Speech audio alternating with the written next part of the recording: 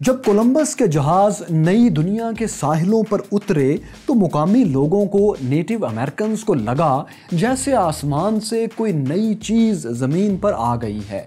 وہ حیرت سے کبھی اتنے بڑے بڑے جہازوں کو دیکھتے اور کبھی رنگ برنگ کے کپڑے پہنے اپنے جیسے 2 ٹانگوں اور 2 بازوؤں والے انسانوں کو دیکھتے۔ یہ سب ان کے لیے بہت نیا تھا۔ وہ معصومیت سے ان کے جہازوں پر چڑھ گئے۔ وہ کولمبس کے عملے سے محبت میں اپنی ہر چیز شیئر کرنے لگے۔ انہیں یہ سمجھنے میں بہت دیر لگی کہ بظاہر انہی جیسا دکھائی دینے والا کولمبس اور اس کے ساتھی ان کی آزادی اور زندگیوں کے دشمن ہیں۔ کولمبس نے نئی دنیا اور اس کے معصوم لوگوں کے ساتھ کیا سلوک کیا؟ ایسا کیوں ہوا کہ کولمبس کو مارکو پولو کی ساری کہانیاں جھوٹ لگنے لگی؟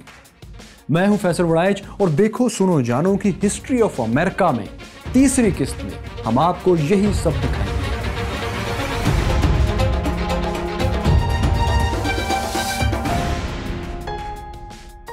براعظم امریکہ سے کچھ پہلے یہ جو بکھرے ہوئے جزائر ہیں اور انہیں ہم آج ویسٹ انڈیز کہتے ہیں، انہی میں سے یہ ایک جزیرہ سین سلواڈور ہے۔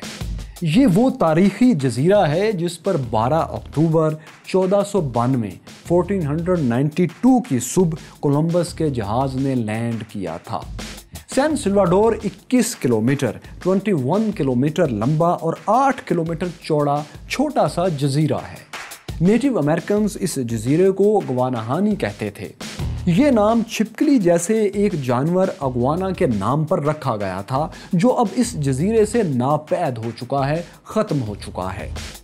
جزیرے پر گھنا جنگل تھا، نمکین جھیلیں اور چھوٹی چھوٹی پہاڑیاں تھیں۔ آج یہ جزیرہ بہاماس کا حصہ ہے اور زیادہ تر غیر آباد ہی رہتا ہے۔ تو دوستو 1492 میں جب کولمبس کے جہاز ساحل پر پہنچ رہے تھے تو جزیرے پر رہنے والے لوگوں نے انہیں دور سے دیکھ لیا اور یہ خبر دوسروں تک بھی اپنے لوگوں تک پہنچا دی۔ ان اجنبی مہمانوں کی آمد نے جزیرے پر ہلچل سی مچا دی۔ جزیرے کے لوگ ان جہازوں کو دیکھنے کے لیے جمع ہونے لگے۔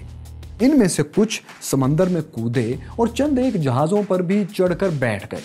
ان کے چہروں پر بچوں جیسی معصوم سی خوشی تھی۔ وہ یوں رد عمل دے رہے تھے جیسے کوئی آسمان سے زمین پر اتر آیا ہو، کیونکہ جس زمین کو یہ لوگ جانتے تھے وہاں تو ایسے بڑے بڑے جہازوں اور اس طرح کے رنگ برنگ کے کپڑوں کو پہننے کا تصور ہی نہیں تھا۔ جزیرے کے لوگ تو گھاس پھوس کے معمولی سے جھونپڑوں میں رہنے کے عادی تھے، لباس بھی برائے نام ہی پہنتے تھے، وہ مکئی اگا کر کھاتے تھے۔ چنانچہ کولمبس کے بحری جہازوں کا نظارہ ان کے لیے کسی بڑے تماشے سے کم نہیں تھا۔ جب کولمبس کشتی میں سوار ہو کر جزیرے پر پہنچا تو وہاں کے لوگوں نے اسے ویلکم کہا۔ البتہ کولمبس زمین پر کچھ وقت گزار کر پھر واپس سمندر میں اپنے جہاز پر، جو کہ ساحل سے کچھ دور لنگر انداز تھا، وہاں چلا گیا۔ چند روز بعد کولمبس اور اس کے ساتھیوں نے اپنے جہازوں سے کشتیاں سمندر میں اتاریں اور جزیرے کے ساحل کے ساتھ ساتھ تیرتے ہوئے اس کے شمالی حصے کی طرف بڑھنے لگے۔ اس وقت تک جزیرے کے تمام دیہات کے تمام لوگوں کو اجنبی مہمانوں کی آمد کا علم ہو چکا تھا۔ مقامی لوگ ساحل کے ساتھ کھڑے ان کا استقبال کر رہے تھے، ان کے لیے کھانے پینے کی چیزیں لا رہے تھے، یہاں تک کہ وہ انہیں جزیرے کے مختلف رنگوں کے خوبصورت طوطے بھی، پیرٹس بھی پیش کر رہے تھے تحفتاً۔ جواب میں کولمبس اور اس کے ساتھیوں نے انہیں سرخ رنگ کی ٹوپیاں اور کچھ گھنٹیاں دیں۔ نیٹو امریکنز گھنٹی کو حیرت سے دیکھتے رہے اور اسے بجا کر اور اس کی آواز سن کر خوش ہوتے رہے۔ غرض کے جزیرے کی فضا بالکل دوستانہ تھی اور وہاں کے لوگ کولمبس کے آگے بچھے چلے جا رہے تھے۔ یہ بڑا دلکش نظارہ تھا، مگر کولمبس کا ذہن اس نظارے میں کچھ اور ہی دیکھ رہا تھا۔ وہ دیکھ رہا تھا کہ جزیرے کے لوگ ہیں تو بہت سادہ سے، ان کے پاس پہننے کو کپڑے ہیں، نہ جزیرے پر کوئی محل یا شاندار عبادت گاہیں ہیں، لیکن ان میں سے کچھ لوگوں نے اپنی ناک میں بالیاں پہن رکھی تھیں جو کہ خالص سونے کی دکھائی دیتی تھیں۔ کولمبس سمجھنے لگا کہ ہو نہ ہو وہ مارکو پولو کے بتائے ہوئے جزیرے سی پانگو یعنی جاپان کے کہیں قریب ہی پہنچ چکا ہے۔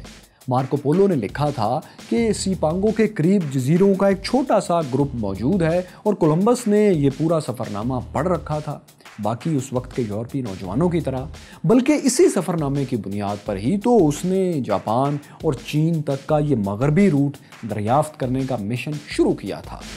چنانچہ کولمبس نے یہاں بہت کم وقت گزارا اور آگے بڑھنے کا پروگرام بنایا، کیونکہ وہ جلد از جلد سی پانگو یعنی جاپان تلاش کرنا اور وہاں پہنچنا چاہتا تھا۔ لیکن سی پانگو جانے سے پہلے اس نے ایک کام اور کیا۔ اس نے مقامی لوگوں سے زیادہ سونا، گولڈ حاصل کرنے کی کوشش کی، اور ان لوگوں سے سونا حاصل کرنا تو بہت ہی آسان تھا، کیونکہ کولمبس نے اپنی ڈائری میں لکھا ہے کہ اس جزیرے یعنی سین سلواڈور اور اس کے ارد گرد کے جزائر پر اس نے جتنے بھی لوگ دیکھے وہ سب بے لباس تھے، کپڑوں کے بغیر تھے۔ ان کے پاس کوئی لوہا یا فولاد یا کوئی اور ہتھیار بھی نہیں تھے، نہ ہی یہ لوگ ایسے ہتھیاروں کا استعمال جانتے تھے جس سے کسی انسان کی جان لی جا سکے۔ کولمبس یہ بھی لکھتا ہے کہ ان لوگوں کو صرف 50 آدمیوں کی مدد سے کچل کر ان سے جو چاہے منوایا جا سکتا تھا۔ یہ لوگ اپنی ملکیت، اپنی پوزیشنز کے بارے میں اتنے معصوم اور فراخ دل تھے کہ کوئی دیکھے بغیر یقین ہی نہیں کر سکتا کہ ایسے لوگ بھی دنیا میں موجود ہو سکتے ہیں۔ آپ ان سے جو بھی مانگو وہ آپ کو دے دیتے تھے اور وہ کبھی نہ نہیں کہتے تھے۔ دوستو، یہ جنگ و جدل سے ناواقف، ملکیت کے موجودہ تصور سے عاری لوگ چالاک کولمبس اور اس کے عملے کے سامنے بے بس تھے۔ کولمبس اور اس کے ساتھیوں نے ان کی سادگی کا فائدہ اٹھایا اور ان کے گھروں میں گھس کر سونا تلاش کرنے لگے۔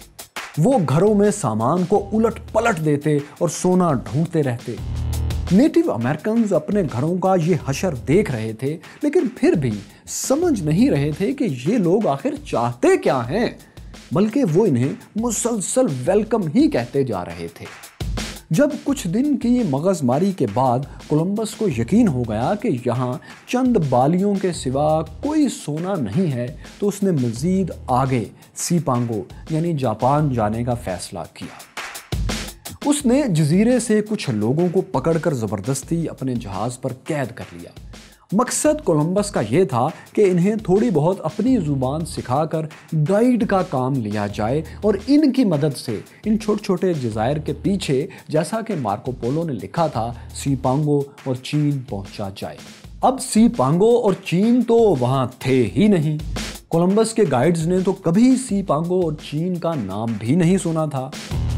انہیں کولمبس کی باتوں سے کچھ اتنی سمجھ آئی کہ وہ کسی بہت بڑے جزیرے کی بات کر رہا ہے اور یہ گائیڈز ایک بڑے جزیرے کا پتہ بہرحال جانتے تھے، تو یہ لوگ کولمبس کو ایک قریبی بڑے جزیرے پر لے آئے۔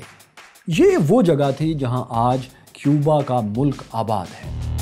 سارے راستے کولمبس یہی سمجھتا رہا کہ وہ بس اب جاپان اور سی پانگو پہنچنے ہی والا ہے، لیکن جب 28 اکتوبر کو وہ کیوبا کے مقام پر پہنچا تو وہاں بھی کوئی سونا نہیں تھا۔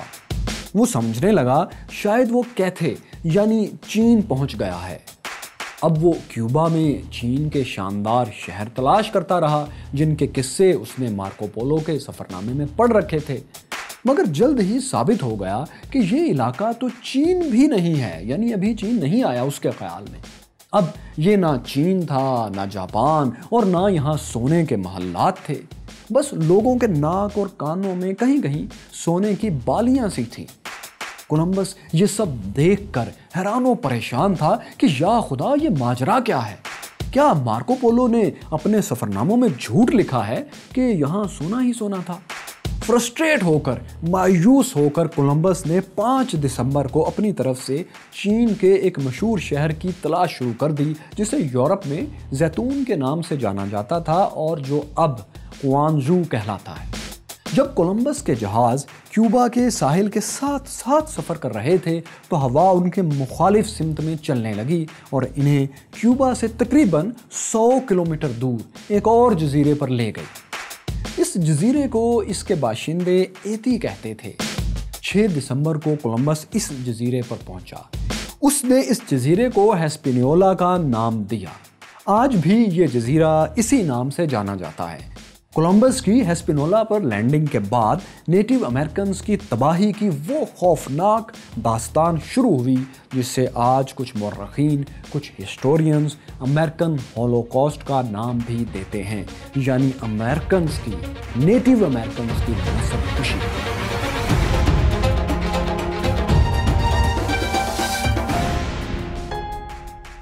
مائی کیورس فیلوز ویسٹ انڈیز کا دوسرا سب سے بڑا جزیرہ ہسپینولا ہے۔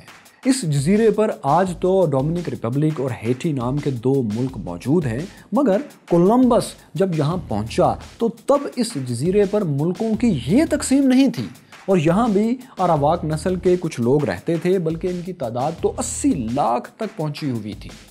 ان لوگوں نے بھی کولمبس کا بھرپور استقبال کیا، جیسا کہ باقی جزائر پر اس کا استقبال ہوا تھا۔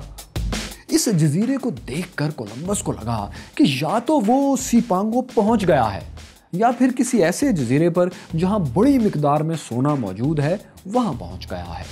دلچسپ بات یہ ہے کہ اپنے مذہبی بیک گراؤنڈ کی وجہ سے وہ یہ بھی سمجھنے لگا تھا کہ شاید ہسپینولا کا اس علاقے سے کوئی تعلق ہے جہاں سے بائبل کے مطابق حضرت سلیمان علیہ السلام کا بحری بیڑا سونا، ہیرے جواہرات اور مسالہ جات لے کر آیا تھا، یا پھر یہ علاقہ اس سلطنت کا حصہ بھی اس کے خیال میں ہو سکتا ہے جسے بائبل میں شیبا یا سبا کا نام دیا جاتا ہے، اور جہاں کی ملکہ کا تخت حضرت سلیمان علیہ السلام نے اپنے پاس منگوایا تھا۔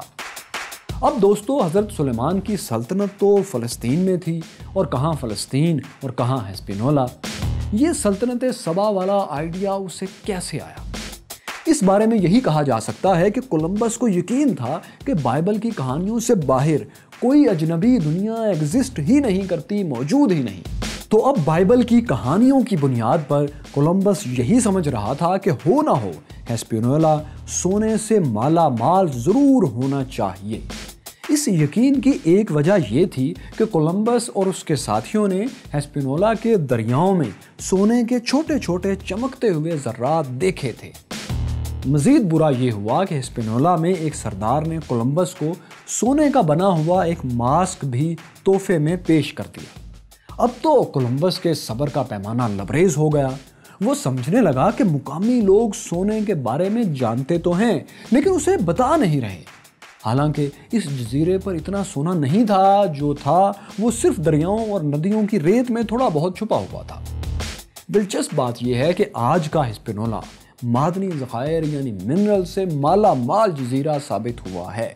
صرف ہسپینولا کے ملک ہیٹی کے شمال مشرقی پہاڑوں میں سونے، چاندی اور تانبے کے ذخائر کا اندازہ 20 ارب ڈالر 20 بلین ڈالرز لگایا جاتا ہے۔ لیکن ظاہر ہے یہ بات اس وقت کولمبس کو معلوم تھی، اور نہ نیٹو امریکنز ہی اس بارے میں کچھ جانتے تھے۔ ان کے پاس معدنیات تلاش کرنے کے لیے آج کی طرح جدید آلات تو نہیں تھے نا، اسی لیے وہاں سونا بڑی مقدار میں نکالنا، اسے تلاش کرنا تو ناممکن تھا۔ بہرحال کولمبس نے فیصلہ کیا کہ وہ اسپین واپس جائے گا اور وہاں سے مزید فوج لے کر آئے گا، اور اس جزیرے کے چپے چپے کی تلاشی لے کر سونا برآمد کر کے رہے گا۔ دوستو، اس وقت تک کولمبس کے عملے کی مقامی لوگوں سے کچھ جھڑپیں بھی شروع ہو گئی تھیں۔ ایک جگہ کولمبس کے ساتھیوں نے 2 مقامی لوگوں کو قتل کر دیا۔ ان لوگوں کا قصور بس یہ تھا کہ وہ یورپینز کو ان کی ضرورت کے مطابق تیر اور کمانیں فراہم کرنے پر تیار نہیں ہو رہے تھے۔ لیکن یہ اکا دکا واقعات تھے، ابھی نیٹو امریکنز کے ساتھ ان کی باقاعدہ کوئی بڑی جھڑپ نہیں ہوئی تھی۔ کولمبس نے اپنے ذہن میں ہسپینولا کو اس جزیرے کے طور پر مارک کر لیا تھا جہاں اس کے خیال میں سونا لازمی موجود تھا۔ چنانچہ اس نے ضروری سمجھا کہ وہ اسپین لوٹنے سے پہلے یہاں اپنی ایک بیس قائم کر جائے جہاں اس کے ساتھی موجود رہیں اور اس کی غیر موجودگی میں سونا بھی تلاش کرتے رہیں۔ کولمبس کو یہ بیس اس کے جہاز ہی میں مل گئی، کیونکہ اس کا جہاز سانتا ماریا ہیٹی کے ساحل کے قریب زمین میں دھس گیا تھا۔ اس لیے کولمبس کے ساتھیوں نے جہاز توڑ کر اس کے تختے نکالے اور ارد گرد سے مزید لکڑیاں جمع کر کے اسی مقام پر ایک چھوٹا سا قلعہ تعمیر کر لیا جسے فورٹ نویداد کہا جاتا تھا۔ یہاں کولمبس نے اپنے 39 ساتھیوں کو تعینات کر دیا، اپوائنٹ کر دیا۔ ان لوگوں کو کولمبس نے سونا ڈھونڈنے کی سخت ہدایات دے کر 16 جنوری 1493 16 جنوری 1493 کو واپس اسپین روانہ ہو گیا۔ واپسی کے سفر میں کولمبس کچھ نیٹو امریکنز کو بھی زبردستی غلام بنا کر ساتھ لے گیا۔ انہیں جہاز میں بہت بری حالت میں رکھا گیا، جس کی وجہ سے راستے میں ہی کئی غلام نیٹو امریکنز سردی سے ٹھٹر ٹھٹر کر مر گئے۔ غلاموں اور کچھ مسالہ جات کے علاوہ وہ ہسپینولا سے اتنا سونا ضرور ساتھ لے گیا تھا کہ لوگ اسپین میں اس کے مخالفین اس کا مذاق نہ اڑائیں اور دیکھ لیں کہ وہ وعدے کے مطابق سونا بہرحال لے کر آیا تو ہے۔ کولمبس نے اسپین پہنچ کر اعلان کیا کہ اس نے ایشیا کا نیا راستہ دریافت کر لیا ہے اور وہاں بے پناہ سونا موجود ہے۔ اسپین کے حکمرانوں نے کولمبس کے دعووں کو سچ مان لیا۔ اسے ایڈمرل آف دا سی کا ٹائٹل بھی دے دیا گیا، جس کا اسپین کے حکمرانوں نے اس سے وعدہ کیا تھا کہ اگر اس نے ایشیا کا مغربی روٹ دریافت کر لیا تو وہ اسے یہ ٹائٹل دے دیں گے۔ اب کولمبس اسپین کی اشرافیہ کا حصہ بن گیا تھا۔ ہر جگہ کولمبس کی آؤ بھگت اور دعوتیں ہونے لگیں، لیکن ان دعوتوں میں اس کا مذاق بھی اڑایا جاتا تھا۔ وہ کیوں؟ کولمبس، جسے نئی دنیا دریافت کرنے والا مہم جو ایکسپلورر کہا جاتا ہے، اس نے صرف ایک جزیرے پر 80 لاکھ مقامی لوگوں کو موت کے گھاٹ اتار دیا۔ کیوں؟ نئی دنیا کے مقامی لوگوں نے خطرناک ہتھیاروں کا مقابلہ ایک چھوٹی سی جڑی بوٹی سے، ایک پھل سے کیسے کیا؟ کولمبس کے خلاف کیا مقدمہ چلا اور اس کے آخری دن کیسے گزرے؟ یہ سب آپ کو دکھائیں گے، لیکن ہسٹری آف امریکہ کی اگلی قسط میں، جسے آپ یہاں دیکھ سکتے ہیں، جبکہ یہاں اور یہاں آپ ہسٹری آف امریکہ کی سابقہ اقساط بھی ضرور دیکھیے۔